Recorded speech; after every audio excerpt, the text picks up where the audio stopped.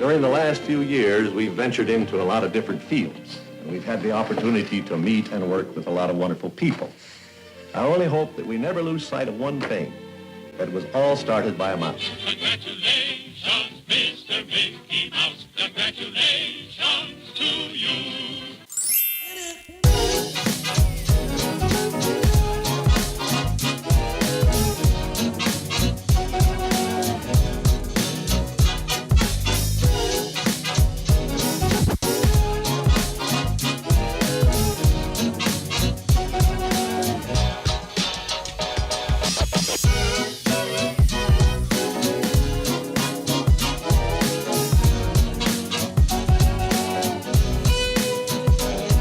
Hello, everyone. Welcome to the Walt Daily. This is episode 70. And for those that don't know us by now, we're a Disney couple. One of us is a Disney fanatic. One of us is not, but somehow we've made a way to make this relationship work. Yeah. Welcome back, Richie. Hello. What have you been up to? Nothing much, really. Just working. Really? Yes. It's been a while since we've recorded a podcast. Yes. I've done flash briefings, but the podcasts, we haven't done one for a couple months now. But this is a great time to be restarting, I think. Why? Because we've hit a few milestones outside of the podcast world. Mm-hmm. We've reached 10,000 followers on Instagram. Yes. And I'm so thankful and so happy, and I'm just glad to be sharing the magic with so many people. And we've also started a website. Yes. thewaltdaily.com. That is available. Yes. Yes. What can you find on the website? You can find your news, right? Your blogs. It's funny that you asked me, what could you find on the website when it's your stuff? Just want to see if you're paying attention. Yeah, you can buy a bag, like a Walt Daily bag, if you want to support, the flash briefings and all the hard work that you're doing. That's there as well. Yes. So there's a lot of cool things that we're going to be putting up on the website, and I hope that everyone goes, checks it out. So like Richie said, we're going to be having news, a blog, merchandise, and as the weeks and months go on, I hope to incorporate more merchandise. So just keep checking back for new and fun things. Yeah, and that's going to be there. Yeah, it is all going to be there. So this is kind of like because it was such a long break of podcasting and stuff, this is going to be technically season 2. Yeah, we're going to call this season 2. So the first 2 years and 69 episodes was season 1. Yes. And now we're in season 2. Yes. All right. Because we're going to be more consistent with podcasting. Yes, we are. Okay. We're going to be much better about it. Because people enjoy this. People enjoy us chatting and talking about how much you love Disney, how much I'm just like, eh. Yeah. And I think that's going to be super evident even in season 2 that Richie's just kind of like, eh. Oh, on a personal note, something that has happened since the end of season 1. Season 1. Okay. We got married. We did get married. So I think that March 30th. We did. We got married on March 30th. So which is also why we haven't been doing stuff, because we've been really busy. Yeah, that is also true. So if you've noticed a little bit of the hiatus, it's because there's some other things that have been happening. And now that we are in wedded bliss, allegedly, yeah, we can really start ramping up on all the other things that I enjoy doing, at least. Good. Yeah. Let's get started. Okay. Are we just doing headlines still? Yeah, let's do headlines. All right, go. Okay, first headline. Galaxy's Edge in Disneyland is opening May 31st. That's this Friday. The Star Wars thing? Yeah. It's pretty interesting. It's a really, really big deal. And I'm not sure if I've talked to you about this yet, but in order to actually be able to go into this land, you have to have made a reservation. And the initial reservations that were available online, they went super quick. And now if you don't have a reservation, you cannot get into this land when it opens. So it's going to be pretty crazy. Although... It's like fast pass. You have to have like a fast pass to get inside, just to get inside, basically. Yeah, kind of. So it's a reservation that gives you a time window where you would come and you would enjoy the offerings, the food, the attractions. and then it's going to be like a color-coded wristband. And if your time frame passes and you are no longer in the current color-coded wristband, there's going to be cast members like acting like checkpoints. Like you can't get past here because you don't have the current correct color-coded wristband. Oh. It's going to be pretty strict. Yeah, it's interesting.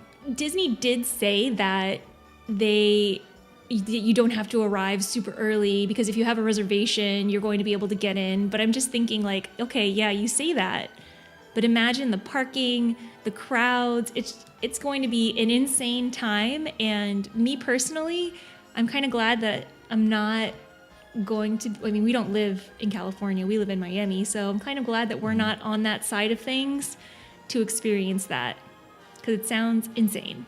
Oh, so this is not in Walt Disney World. This is in Disneyland. Oh, okay. Yeah. So when is I thought this was opening also in over here too, no? Not until the end of the summer. Oh, okay. So we have a So little that bit of was time to confusing. prepare ourselves. Did you specify that earlier? Oh, I'm not sure. Okay. Disneyland, Galaxy's Edge, opening May 31st. Okay. Yeah. So it is going to be crazy, but I'm excited to see all the pictures from people who are able to go in and document their experience. Okay. All right, let's move on.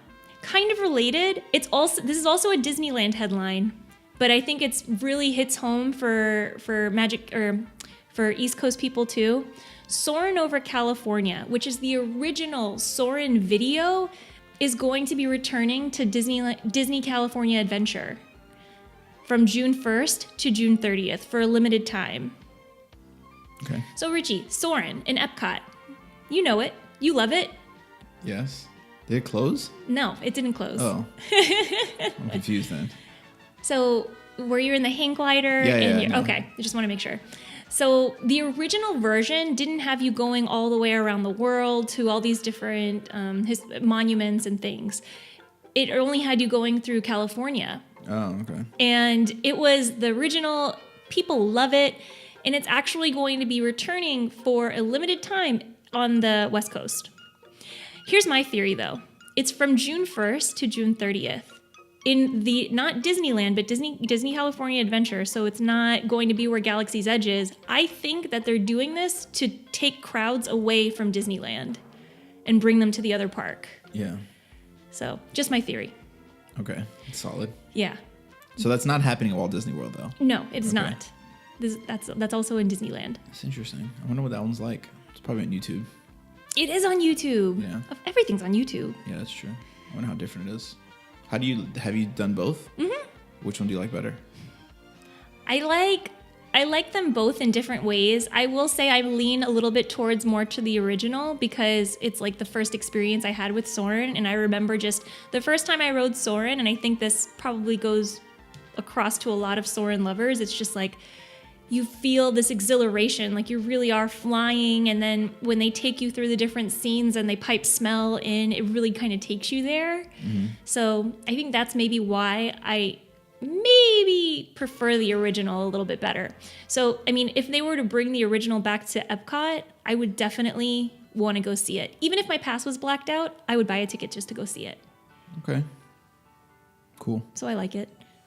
Nice. What's next? All right. Last headline, and this is a Tokyo Disney Sea headline. A new seaport, which is what they call lands, a port, because Tokyo Disney Sea, has been announced, and it's going to be called Fantasy Springs. It is a 250 billion yen expansion, which equates to about 2.28 billion US dollars. $2 billion they're spending. Are they adding like land? What are they doing? So they're adding a new land. Okay. So they're adding a new $2 billion? Yeah. They're really insane. making an investment in the park. So it's called Fantasy Springs, and they're going to incorporate elements from the stories Peter Pan, Tangled, and Frozen, and it's scheduled to be open in 2022. So the concept art has been released, and it looks amazing. So there's Disney characters and rock work, and there's waterfalls, and it's just going to be illuminated at night with all the water features and more rock work. So it looks amazing, which means we have to go back to Tokyo by 2022. Yeah. I'm trying to think if that works out with our schedule that we're trying to do with like every other. Does it? Let's see. When are we supposed to go next? I guess next year. Next year we're going. Oh yeah, okay. Yeah. So then that works out. Okay, so So Richie's talking about, he is insisting that we have a schedule that involves us going to Tokyo or Japan in general every other year. So it looks like we're scheduled for next year. Yeah. We'll see if that works out. Hopefully it does. Okay. He's looking at me like, why wouldn't it work out? Yeah. What are you even talking about? I'm going. So. Well, I guess if you're going, I'll be there. All right. So let's move on. Let's go into what we're going to be talking about today. Disney rides with options. Okay. So your Disney vacation, there are really so many choices that you have to make in order to organize your vacation. So let's talk about rides that kind of give you that same flexibility. Okay.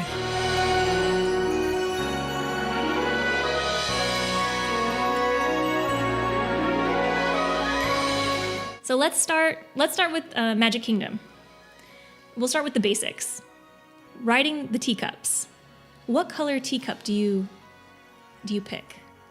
I've never picked a color. Okay. So I say the closest one that's available, or that's going to cause less like interruption in terms of. Sometimes I go to like the farthest one just to be courteous. Yeah. Because if you try to get on one, then like you're blocking people from like entering. So from like a courteous, kind perspective, when I'm entering rides, I go to the furthest available. Mm-hmm. I don't pick anything. Okay. Because I feel like when you're waiting for the teacups, when you're in that final ante area and you're just watching them spin around, you kind of see like, wow, that one seems to be going really fast, or, depending on who you're with, if you're with a 4-year-old, which we have in our family soon enough. Well, she's 3.5, our niece. Like, it's really like, oh, I want to ride in the purple one, I want to ride in the pink one. But I feel like, especially for like a toddler, it'll really make or break your ride experience if you get the color that you want. Yeah. Or if you get like the fastest one that you think is there. Like, we have to ride in the green one, it was the fastest. Yeah. Which is funny because I do remember us having that issue where it's like there was disappointment because she didn't get the purple one. Exactly. What it should be, like, I think they should be able to like morph the colors. How cool would that be? That would be really cool. Like with some holographic type of and you get projection when mapping. When you get in there, you pick your color. Because, you're right. I never really thought about how you can cause some legitimate disappointment if someone didn't get the yellow one. Mm-hmm. They really wanted the yellow one. Yeah. And some jerk just like sped in front of you and took it. And his name was Richie. I don't do that. No, I know you don't. I'm just saying. It's devastating. It would be devastating. So it's and on the same token, so still in Fantasyland in Magic Kingdom, on the carousel, like picking your horse that you want. Yeah. It goes with the same thing. That is tough. I feel like sometimes when I try to pick the horse, I try to pick like what looks like as a fast horse, but some would say that they might go the same speed. Yeah, I know, but like you just want to pick like one that's like for a king, I try to look for those. Mm-hmm. But yeah, but I mean, it kind of adds that added level of customization to your ride experience by being able to pick like, ooh, I want the horse on the outside, or no, I really don't want to ride on the outside. I want something in the middle, but I also want it to have like a flower and have like a nice face, not an angry horse face. Yeah, that's a lot to think about when we get to the carousel. Yeah. There's way too many options on the carousel. Well, and to complicate things even further, at least in Disneyland, I remember when we were there, Belle was actually on our carousel ride. Mm-hmm. How does she pick? Exactly. somehow I want to say that somebody picks for her. Yeah. And maybe it's like on the most outside by default so everybody can see her. But yeah. But I would want to pick something that's close to Belle. Well, yeah. Exactly. That makes sense. Well, anyways. All right. Let's stay in Magic Kingdom and we'll go to Buzz Lightyear, Space Ranger Spin. Okay. Where you control the motion of your vehicle and you have your shooter and you have to shoot the targets. That ride is all about choice. because you literally have to pick and choose depending on what you're going for. If you're going for the most points, you have to pick and choose which targets you're going to shoot at and which angle you're going to be at in order to maximize your score. Yeah. You are literally put in control of it. I do feel like that's a little, this doesn't fit well because that's part of the whole thing. Whereas like you don't really have an option. I mean, I get it. You have an option once you're there. I mean, it's the same thing with like the Dumbo. Mm-hmm. It's like, yeah, you can choose to go up or you can choose to go down. Yeah. But I feel like it's different from like choosing the experience. Right? I feel like does it fit? It's the same thing. Well, no. Dumbo, I feel Dumbo is not. Buzz Lightyear is on a different level than the Dumbo up and down. But doesn't everyone in the Buzz Lightyear game, it's to choose to win? I don't know. Maybe not. Maybe your choice is to just spin around and around and around and not shoot at anything. Okay. That's your choice. All right. Fair enough. But what would you do? Would you just want to... No, I'm playing win. Like, I'm not showing up there to lose. Wow. I'm not a loser. A winner. He says. Try to win. Yeah. Well, I think that it's... That's another... Sorry, speaking of, like, that's another thing that can mess with children. Like, Yeah. there's some kids that are competitive and they want to win. And if they don't get the most points and somehow they find out that they did not get the most points, they're not going to be happy. Yeah. And that's, on a totally different level. That's one thing about Disney World in general, is there's a lot. That's why you see so many crying children. There's so much disappointment that goes into the day. Like, you don't get a chance to ride the ride because it's broken down, or you don't get to eat the ice cream because it fell on the floor. Yeah. Or, just something. So this episode has turned into what ways can make you sad at Disney. Because there's choices available. No. We're gonna move past this. You know what? Maybe solely it's focused in Magic Kingdom. Maybe those are the ride options that might make you disappointed between not getting the purple teacup and not getting the highest score on Buzz Lightyear. Let's leave Magic Kingdom. Okay, good. Because clearly this is going the wrong way. Let's go to Epcot.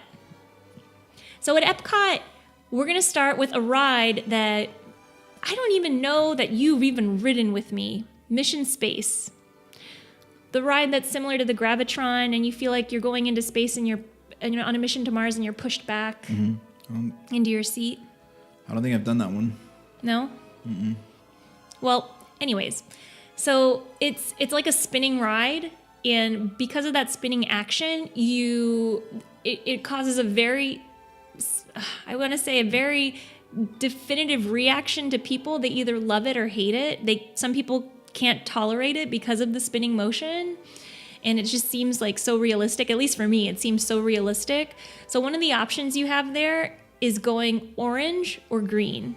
So orange with the spinning, the full ride experience, or green where it's just the video screen in front of you and you don't have any of that external spinning action.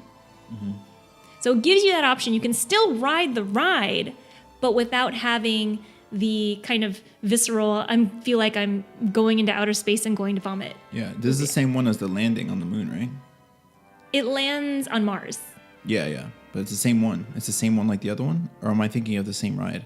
This is the ride that I don't want to do anymore. Right. So you have been on this ride. Yeah. So why are you confusing me to make me think? We've talked about this multiple times. You're making me think I forgot. Like, I'd never been on this ride. This is the ride that I don't do because... Not the spinning thing, but just because of the closed quarters. Yes, that is also something. Yeah, so I've ridden this. Okay. Would you ride it? I guess. This is a binary option of like, are you riding this ride or not? And I'm going, no. I'm not riding the ride. Because you can ride the ride, but I guess no matter what, you would have to be in a closed quarters. So for you, it's because of the closed quarters. It has nothing to do with feeling like you're being pushed back into your seat or not. Yeah, the pushback thing is fine. Like that.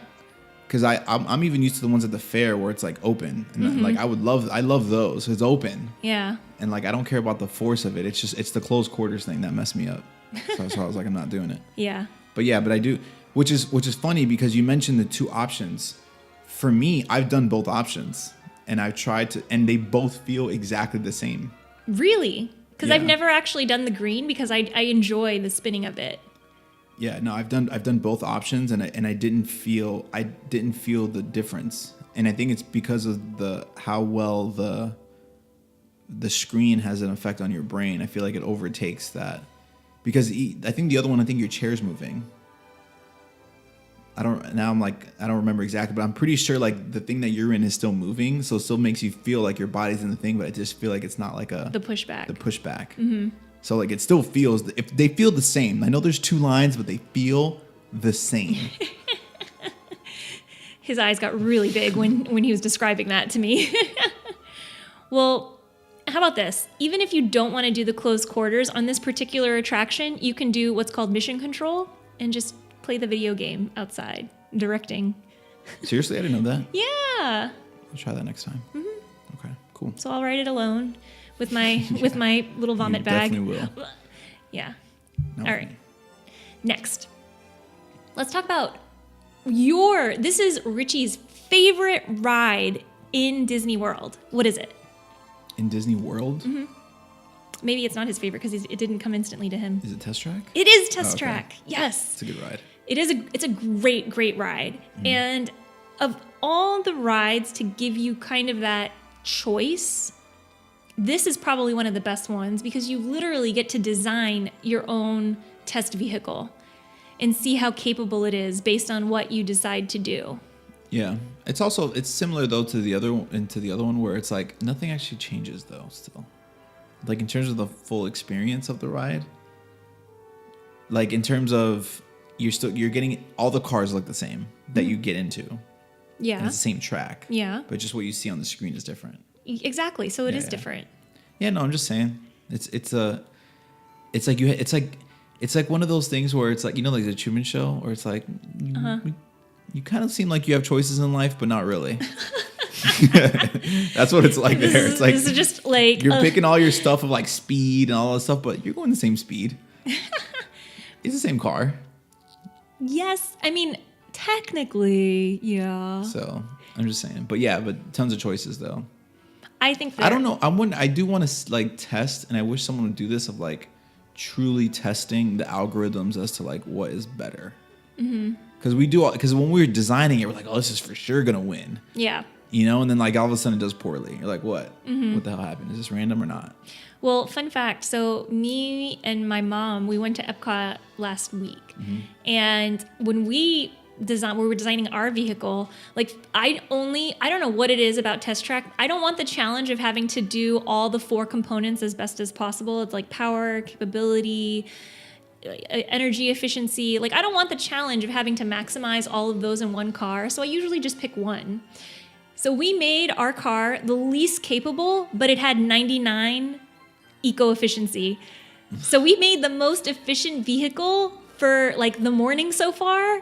But it would had like it's a golf cart, like a 12%. I know it had like a 12% power. Oh my god, it's a golf cart. I want to do the next time I ride this. Hopefully, I remember. I want to know someone in the next pod over and do the exact same car, like to the T, and see what happens. To see if one gets a first place and one gets a second place, to see like they're the same. If there's like a difference and like how big that difference is. I feel like that's going to be hard to do because everything is like controlled so finely. I know. Yeah, but there's like numbers I think that like So we'll see. And if anything, you just if it has too much of like variability, you just don't touch it and hit next. Or you know what you could do? Well, I don't know if this is actually what you're going for, but you could just put your magic band up to their screen and it'll save onto your magic band. No? That's not what you're talking about. No. You literally just want to create almost exactly. It has to be two separate, yeah, because if not, you'll taint it. Like, it has to be two independently created cars that are created equally, and then let that run. So your choice is to create something identical to your neighbor. Yes, that's what I'd want to do. I want to test it. I want to test Track. Okay. But, if anyone's ever done that, please let me know. Okay. And especially if you found an inconsistency, hit me up. Like we designed the exact same car, but I got second place. Yeah. How is this possible? I don't know. All right. Let's go. We're staying in Epcot. Let's go to Spaceship Earth. Okay. In Spaceship Earth, you see, now I don't know if Richie's going to be into if he's going to say what he said before about like, you really don't have a choice because it's all the same.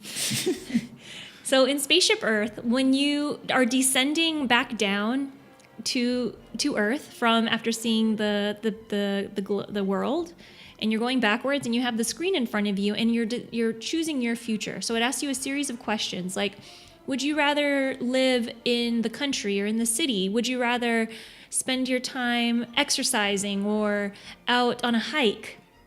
So it asks you those questions, and then it customizes a future for you. So you're kind of given the choice to predict what your future will be on the video screen. Okay. Through a series of questions. And for me, it's always different. And they use your initial ride photo when they take your picture when you're ascending in the globe for the first time. They use that on the bodies, on the animated characters in the video. I don't know why I don't remember this. You're so puzzled. It's just all foreign to me. Yeah. Well. Okay, so a bunch of choices that you pick on a screen. Yeah, exactly. Okay. But technically, you are going to the same speed as everybody else. Okay. And the ride physically, your body physically goes through the same thing, but your emotions might be different from the next car because you have these options that will give you a different type of future. Yeah. Okay. I don't know why, but I always end up like in some sort of a flying car on my way to a vacation with a suitcase that packs itself, and That's an option. potentially. Yeah. Okay. And then I ended up I think one of them actually put me skiing, and then I got hurt or injured. This all happened on the ride? Well, Or on is this different your imagination just taken off? on different times. I'm telling you, there's a lot of options. Okay. On different times that I've ridden the ride, I want to say that I've gotten a telemedicine doc and all types of things. But very, very cool to end your descent back down to ground of Epcot. Okay. All right. So we're only going to go over one more today, but it involves 2 rides. And they're in different parks. So Hollywood Studios, Rock and Roller Coaster, Animal Kingdom, Expedition Everest. Wait, What do you think? I don't understand what's happening. Okay, so Start with one. the choice is, do you wait for the front row? Oh, okay. How much that changes your ride experience on Rock and Roller Coaster and Expedition Everest. Maybe this involves more what you're thinking of when you think of a choice. Because Yeah, technically, it does. technically, in this case, the ride, I want to say it's the same, but actually I feel like the actual G-forces that are involved and the views that you have that you take in from the front row are very different from if you were in the 5th row or the 6th row of the ride car. Yeah. I can't speak on the G-force physics and whether that changes whether you're in the front or the back. It might not. But definitely the views that you have is definitely different, I feel like. So I don't know. Well, here's a fun fact. So We got to study the physics behind that for real.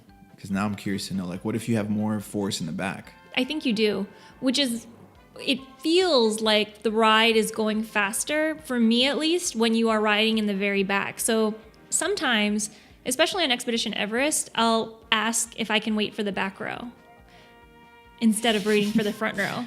The cast members probably looking at you weird. Go to 5. Yeah. Exactly. Shut up and go to 5. Go to 5. Yeah, please, this way, go to 5. Ma'am. Yeah. Continue walking. But I really enjoy riding in the front row, though, regardless, because of what you were saying, the views. Something, though, that does change the ride on at least Expedition Everest, or even Big Thunder Mountain, which I neglected to mention. If you're in the front row, depending on if you're going to a downhill, the front row kind of lags those initial feet. Whereas from the back row, you're actually traveling a longer distance at a faster speed. Interesting. So the front row is kind of going a little bit slower for a certain things. amount of distance. It's interesting. That's an interesting point, Yes. madam. Thank you, sir. Solid. I wonder if more people are going to start wanting to be in the back. So, no, I'm going to go for the back. I've seen some people who are who do request the back, and I'm like, they know what's up. Yeah. They know. Interesting. Okay. So, but either way, I feel like the front row of of experience. yeah. And I think the front row experience, though, it's very unique among roller coasters. So even if it doesn't go as fast, like air quotes, because we don't really technically know, I guess, it's still very thrilling, nonetheless, to be like in the very front car with no arms obstructing your view. Agreed. Especially on Rock and Roller Coaster when it takes takes off. I don't think I've ever not ridden the roller coaster once without the Rock and Roller Coaster without being in the front. I can't remember a time that, maybe like once. But I'm like, I'm not riding this unless I'm in the front. And now I want to try in the back to see if it feels like I want to do back to back. It would be like a 3-hour day. That line A is 3-hour freaking long. experience. But like, I want to ride in the front and like, keenly remember and then immediately ride the back. Yeah. And see. You know what's funny? Like, and I feel I'm borderline going to bet that I cannot be the only person that thinks about it like this. You wait for a ride and you're in line for what feels like a really long time, and you're just like, well, I've already waited this long. Let me just wait for the front row. Like, I've already waited this long. Let me just wait for the front row. And it's not that much longer of a wait. No, it's only like a couple minutes usually, like depending on the line. But that's oftentimes, like especially on Rock and Roller Coaster, I'm just like, we've waited. Let's just wait for the front row. Might as well. Yeah. Cool. Yeah. Anything that you think of when you have ride choices at Disney World? Did I think about choices? Mm-hmm. In terms of attractions? What about oh no, you don't have a choice there. Where? No, I was thinking about Haunted Mansion. You get put somewhere. You can get put on, like, I feel like there's a scarier side. Like, I feel like the left side of the Doom Buggy is more scary. Yeah, but you don't have a choice. You do. You do? Well, I thought if I was riding with you, I would be like, no, you're sitting on this side and I'm going to sit on this side. Yeah. Because the left side is more scary, in my opinion. I can't think of any more choices, really. Everything is just forced except for upon shows, like when you go watch a show, you can choose where you sit, technically. Mm-hmm. But no, okay. That's all I got. I like it. That's all I got too. Okay, cool. Well, that's all we got. Well, welcome back, everyone. Again, season 2. As usual, follow us on and connect with us on any of your favorite social media platforms, and definitely check out our new website, thewaltdaily.com. Yes, and everyone, thank you so much for listening. Thank you so much for following along and bringing us to these milestones. We hope that you enjoy it, because we certainly do. And we also hope that this brought a little bit of magic to your day. We'll see you next time.